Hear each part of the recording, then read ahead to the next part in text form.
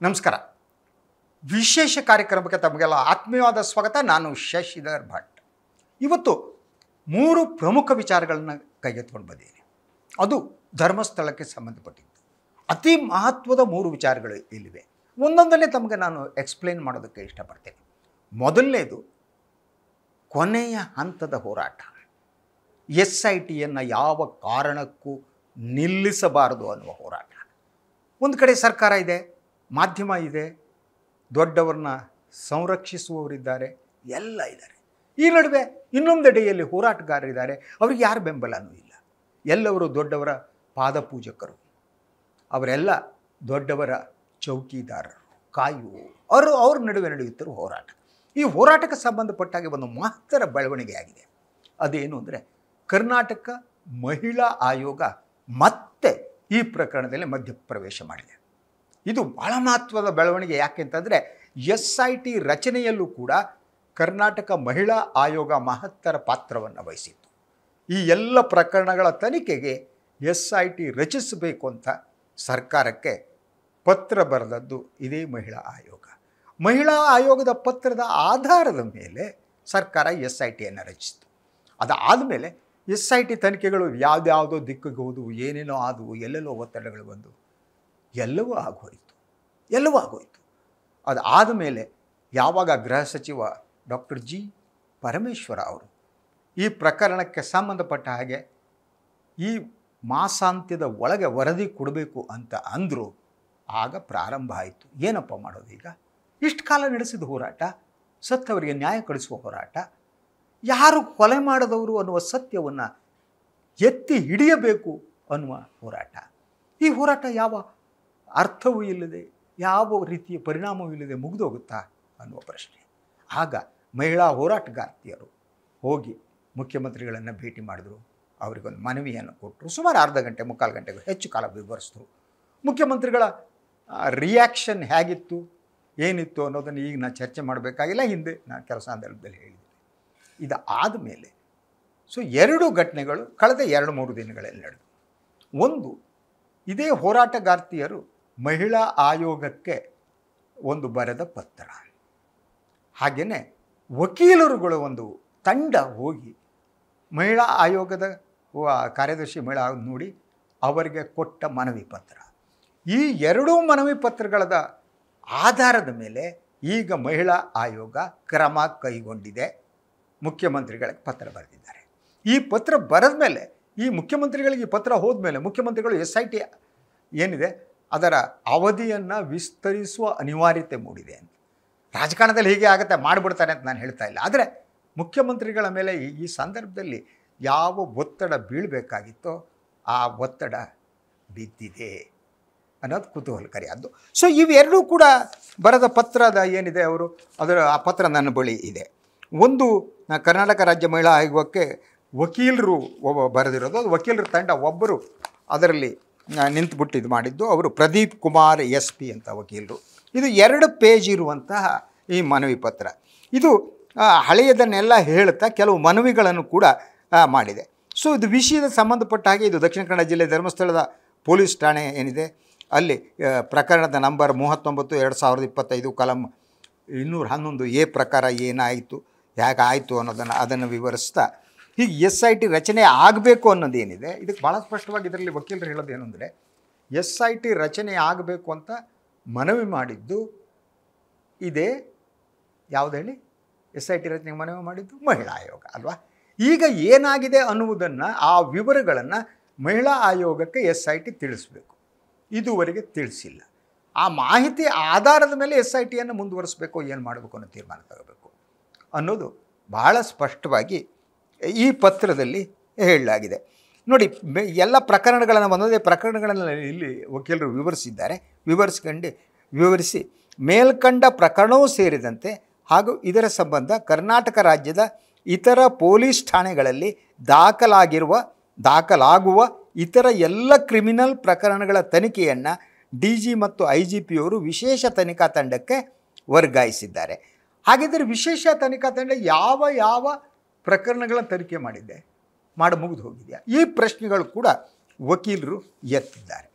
ಇದರ ಜೊತೆಗೆ ಇನ್ನೊಂದು, ಕರ್ನಾಟಕದ ಮಹಿಳಾ ಹೋರಾಟಗಾರ್ತಿಯರು, ಅವರು ಕೂಡ ಮಹಿಳಾ ಆಯೋಗಕ್ಕೆ ನೀಡಿದ್ದು. ಸೊ ಇದೇನು ಹೇಳುತ್ತೆ ಅಂತಂದರೆ, ಅವರು ಚೇರ್ಪರ್ಸನ್ ಮತ್ತು ಸೆಕ್ರೆಟರಿಗೆ ಬರೆದ ಪತ್ರ, ಇದರ ಆಧಾರದ ಮೇಲೆ ಮಹಿಳಾ ಆಯೋಗ ರಿಯಾಕ್ಟ್ ಮಾಡಿದ್ದು.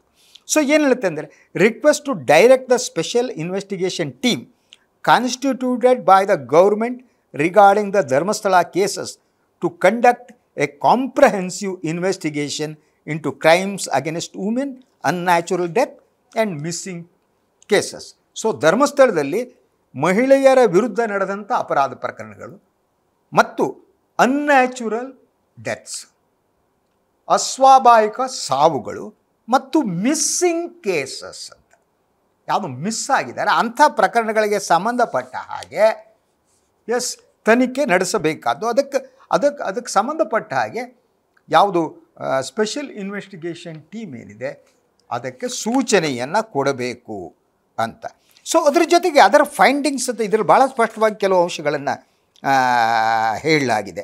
ಅದು ಗೌರ್ಮೆಂಟ್ ಇದಕ್ಕೆ ಸಂಬಂಧಪಟ್ಟ ಹಾಗೆ ಮುಖ್ಯಮಂತ್ರಿಗಳ ಬರೆದ ಪತ್ರ, ಅದೆಲ್ಲ ವಿವರಗಳಿವೆ. ಎಲ್ಲ ವಿವರಗಳು ಇಲ್ಲಿ ಬೇಕು ಅಂತ ನನಗೆ ಅನಿಸಲ್ಲ. ಅದರ ಜೊತೆಗೆ ಇದರಲ್ಲಿ ಫೈಂಡಿಂಗ್ಸ್ ಏನು, ಇಡೀ ಧರ್ಮಸ್ಥಳದ ಸಿಚುವೇಶನ್ ಏನಿದೆ ಅನ್ನೋದನ್ನು ಕೂಡ ಇದರಲ್ಲಿ ವಿವರಿಸಲಾಗಿದೆ. ಒಂದು, Ugrappa committee record of 100 unnatural deaths per year in Dharmasthala. Ugrappa ಕಮಿಟಿಯ ವರದಿ ಭಾಳ ಮಹತ್ವದಾಗಿದೆ. ಅದು ಪ್ರತಿ ವರ್ಷ ಸುಮಾರು 100ಕ್ಕೂ ಹೆಚ್ಚು ಅನ್ಯಾಚುರಲ್ ಡೆತ್ ಪ್ರಕರಣಗಳನ್ನು ಅಲ್ಲಿ ಆಗಿರುವುದನ್ನು ವರದಿ ಮಾಡುತ್ತೆ. ಯಾರು? ಉಗ್ರಪ್ಪ ಕಾಂಗ್ರೆಸ್ ನಾಯಕರು ಅವರು ಕೊಟ್ಟು ವರದಿಯನ್ನು ಒಪ್ಪಿಕೊಂಡು ಸರ್ಕಾರ ಮುಂದುವರಿಬೇಕಾಗಿತ್ತು. ಸೊ ಆದರೆ ಒಂದು ರೀತಿ ಆ ವರದಿ ಕೊಟ್ಟ ಮೇಲೆ ಆ ವರದಿಯನ್ನು ಆ ವರದಿಯ ಪ್ರಕಾರ ಕ್ರಮ ಕೈಗೊಳ್ಳುವ ಕೆಲಸವನ್ನು ಕೂಡ ಈ ಸರ್ಕಾರ ಮಾಡಿಲ್ಲ ಅಂತ ನೋಡಿ. ಅದು ಉಗ್ರಪ್ಪ ಕಮಿಟಿದ ಎಲ್ಲ ವಿವರಗಳನ್ನು ಕೂಡ ಇಲ್ಲಿ ಹೇಳ್ತಾ ಹೋಗ್ತಾರೆ. Ugrappa committee record of 100 unnatural deaths per year in Dharmasthala. During the meeting of the Ugrappa committee held in Dakshina Kannada district on 23rd January 2016, the then additional SP, Mr. Rahul Kumar, admitted before the committee that at least 100 unnatural deaths had occurred within the Dharmasthala limits over the previous 5 years. ಪ್ರತಿ ವರ್ಷ 100 ಜನರಂತೆ 5 ವರ್ಷಗಳ ಕಾಲ ಜನ ಸತ್ತಿದ್ದಾರೆ ಅನ್ನೋದನ್ನು ರಾಹುಲ್ ಕುಮಾರ್ ಅಂತ additional SP ಏನಿದ್ದಾರೆ ಅವರೇ ಒಪ್ಪಿಕೊಂಡಿದ್ದಾರೆ ಅನ್ನೋದನ್ನು ಉಗ್ರಪ್ಪ ಕಮಿಟಿ ರೆಫರ್ ಮಾಡುತ್ತೆ. This recorded in the official proceedings, ಅದನ್ನ ವಿವರ ಕೂಡ ಆಗಿದೆ. SIT should take this government record seriously and initiate an investigation in to the deaths. So ಇದನ್ನು ಸರ್ಕಾರ ಗಂಭೀರವಾಗಿ ಪರಿಗಣಿಸಬೇಕು ಮತ್ತು ಇದರಲ್ಲಿ ತನಿಖೆಯನ್ನು ಪ್ರಾರಂಭಿಸಬೇಕು ಅಂತ. ಅದರ ಜೊತೆಗೆ ಸೆಕೆಂಡ್ ಪಾಯಿಂಟ್ ಸರ್, ಅದು large number of suicide recorded as per the information obtained under the Right to Information Act in 2012. Between 2001 and 2012, a total of 452 suicides. 452 suicide. ಅದು ಎಲ್ಲವುದು ಆತ್ಮಹತ್ಯೆನ ಅಲ್ವಾ, ಅದು ಕೊಲೆನ, ಇನ್ನೊಂದು ಅನ್ನೋ ತನಿಖೆ ಮಾಡಬೇಕಾದ ಸರ್ಕಾರದ ಹೊಣೆಗಾರಿಕೆ ಅಲ್ವಾ? ಇವ್ರು ಹೊಣೆಗಾರಿಕೆಯಿಂದ ಯಾಕೆ ತಪ್ಪಿಸ್ಕೊಂಡು ಹೋಗ್ತಾರೆ? ಅವ್ರ ಮೇಲಿರುವ ಒತ್ತಡ ಯಾವುದು? ಈ ಅಂಶವನ್ನು ಇಲ್ಲಿ ಪ್ರಸ್ತಾಪಿಸಲಾಗಿದೆ. ಹಾಗೆಯೇ numerous unnatural death report cases. ಅದ್ರ ಜೊತೆ ನಮ್ಗೆ ಗೊತ್ತಿದೆ, ಈ ಅನ್ಯಾಚುರಲ್ ಡೆತ್ ರಿಪೋರ್ಟ್ ಏನಿದೆ ಅದಕ್ಕೆ UDR ಅಂತಾರೆ. ಆ UDRಗೆ ಸಂಬಂಧಪಟ್ಟ ಕೇಸಿಗೆ ಸಂಬಂಧಪಟ್ಟ ಹಾಗೆ police officials have stated that record from 2001 to 2015 have been destroyed. However, based on data compiled from Dharmasthala Panchayat records and other official sources, there appears to be numerous unnatural deaths of women, men and children that were not properly recorded. ಈ ಎಲ್ಲ ಅಂಶಗಳನ್ನು ಕೂಡ ಭಾಳ serious ಆಗಿ ಮಹಿಳಾ ಹೋರಾಟಗಾರ್ತಿಯರು that ಮಹಿಳಾ ಆಯೋಗಕ್ಕೆ ಗಮನವಂತಿದ್ದಾರೆ. ಇದು ಒಟ್ಟು 6 ಪ್ರಮುಖ ಪಾಯಿಂಟ್ಗಳನ್ನು ಹೊಂದಿದೆ. Complaint by families of victims rejected by SIT ಯಾವುದು ಕೊಟ್ಟಿದ್ದನ್ನು ರಿಜೆಕ್ಟ್ ಮಾಡಿರುವಂಥ ಪ್ರಕರಣಗಳು, ಮಿಸ್ಸಿಂಗ್ ಪರ್ಸನ್ ಕೇಸಸ್ಸು, ಹಾಗೆ suspicious death of women recorded unnatural cases, ಹೀಗೆ ಎಲ್ಲವನ್ನೂ ಕೂಡ ಇದರಲ್ಲಿ ಇದು ಮಾಡಿ ಅಲ್ಟಿಮೇಟ್ಲಿ ಏನಿದೆ ಇವ್ರ ಡಿಮಾಂಡ್ ಅಂತ. ಸೊ ಅವರ್ ಡಿಮಾಂಡ್ ಇದು ಭಾಳ ಸ್ಪಷ್ಟವಾಗಿ ಈ ಒಂದು ಇದರಲ್ಲಿ ಹೇಳಲಾಗಿದೆ. Therefore it is imperative that the SID conducts a comprehensive investigation in to all these matters before submitting any final report. ಈಗೇನು ಸರ್ಕಾರದ ಆದೇಶದ ಪ್ರಕಾರನೇ, ಸೂಚನೆಯ ಪ್ರಕಾರನೇ SIT ಏನು ತನಿಖೆ ನಡೆಸ್ತಾ ಇದೆ, ಅದು ತನಿಖೆ ಮುಗಿಯೋದಕ್ಕಿಂತ ಮೊದಲು ಏನಾದರೂ ವರದಿ ಕೊಟ್ಟರೆ ಆ ವರದಿ ಸಂಪೂರ್ಣ ಆಗಿರಲ್ಲ ಅನ್ನೋದು. We appreciate the Karnataka state commission for women and its chairperson for taking the initiative to write the chief minister of 14th ಅದನ್ನು ವಿವರಿಸ್ತಾ ಹೋಗ್ತಾರೆ. ಅದರ ಜೊತೆಗೆ ಇನ್ನೂ ಕೆಲವು ಇದಕ್ಕೆ ಸಂಬಂಧಪಟ್ಟದ ದಾಖಲೆಗಳನ್ನು ಕೊಟ್ಟಿದ್ದಾರೆ. In this is done the very purpose of your earlier letter dated 14/7/2025 will be defeated. ಈಗಲೇ ನಿಲ್ಲಿಸ್ಬಿಟ್ರೆ ಮಹಿಳಾ ಆಯೋಗ ಮೊದಲು ಬರೆದ ಪತ್ರ ಏನಿದೆ ಆ ಪತ್ರಕ್ಕೆ ಬೆಲೆ ಉಳಿಯಲ್ಲ, ಇಟ್ ವಿಲ್ ಬಿ ಡಿಫೀಟೆಡ್ ಅನ್ನುವ ಅಂಶವನ್ನು ಇವರು ಇಲ್ಲಿ ಗಮನಕ್ಕೆ ತಂದಿದ್ದಾರೆ. ಇವರೇನು ಅಂದರೆ representative of concerned citizens and representatives your faithful. ಇದನ್ನು ಈ ಎರಡೂ ಕೂಡ ಈಗ ಮಹಿಳಾ ಆಯೋಗದ ಮುಂದೆ ಹೋಯಿತು. ಅದು ಹೋದ್ಮೇಲೆ ಮಹಿಳಾ ಆಯೋಗ ಟುಕ್ ಇಟ್ ಸೀರಿಯಸ್ಲಿ. ಹಾಗೆ ನೋಡಿದರೆ ಮಹಿಳಾ ಆಯೋಗದ ಅಧ್ಯಕ್ಷೆ ಅವರು ವಿದೇಶ ಪ್ರವಾಸದಲ್ಲಿದ್ದಾರೆ. ಆದರೂ ಕೂಡ ಅವರು ಅಲ್ಲಿಂದ ಇನ್ಸ್ಟ್ರಕ್ಷನ್ ಕೊಟ್ಟ ಮೇಲೆ ಕಾರ್ಯದರ್ಶಿಗೂ ಇವತ್ತು ಬಂದ ಮಾಹಿತಿಯ ಪ್ರಕಾರ ಮಹಿಳಾ ಆಯೋಗ ಇದನ್ನೆಲ್ಲ ಆಧರಿಸಿ ಮತ್ತೆ ಸರ್ಕಾರಕ್ಕೆ ಪತ್ರ ಬರೆದಿದೆ. ಆದ್ದರಿಂದ ಈ ಪತ್ರದ ಆಧಾರದ ಮೇಲೆ ವಾಟ್ ಗೌರ್ಮೆಂಟ್ ವಿಲ್ ಡೂ ಅನ್ನೋದು ಒಂದು ಪ್ರೆಷರ್ ಬಿಲ್ಡ್ ಆಗಿದೆ. ಈಗ ಈಸಿ ಆಗಿಲ್ಲ ಅನ್ನೋದನ್ನು ಕೂಡ ನಾನಿಲ್ಲಿ ಗಮನಕ್ಕೆ ತರೋದಕ್ಕೆ ಇಷ್ಟಪಡ್ತೀನಿ.